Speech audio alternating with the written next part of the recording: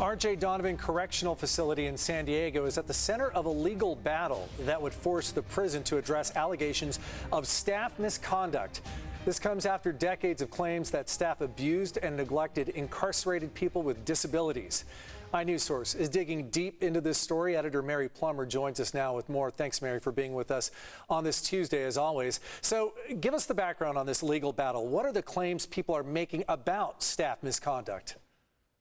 Hey, Carla. Well, the allegations here are quite serious. They include that corrections staff at Donovan State Prison physically assaulted disabled residents.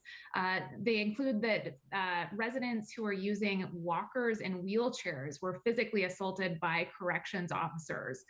As my colleague Sofia Mejias Pasco reports, she's been on this story. She reports that there are also allegations that inmates were denied medical care and that inmates who reported problems were retaliated against. On top of all of that, reports have shown that the corrections department often fails to properly investigate these type of claims.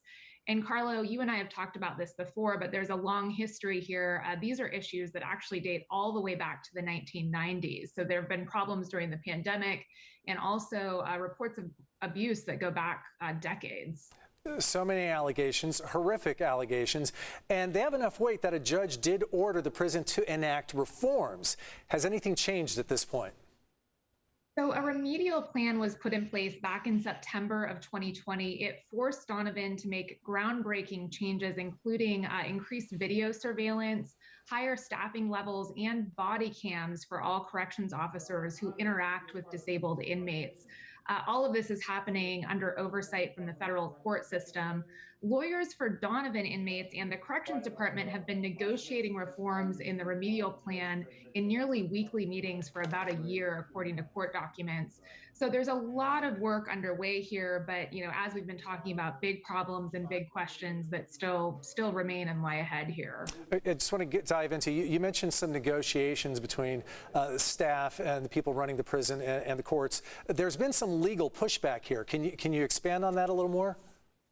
So lawyers for the corrections department argue that the court order is intrusive and that it requires overly broad reforms. They say that a lot of these reform efforts, which have been underway since last year, micromanage prison leadership.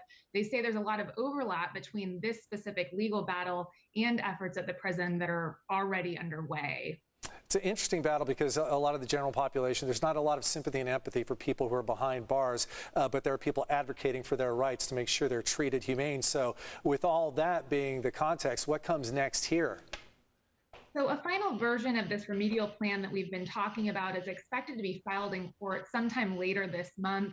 Ultimately, Carlo, it's likely to be up to a panel of judges to decide exactly what happens next with this remedial plan. Mary Plummer with iNewsSource. It's iNewsSource.org. Check them out if you haven't.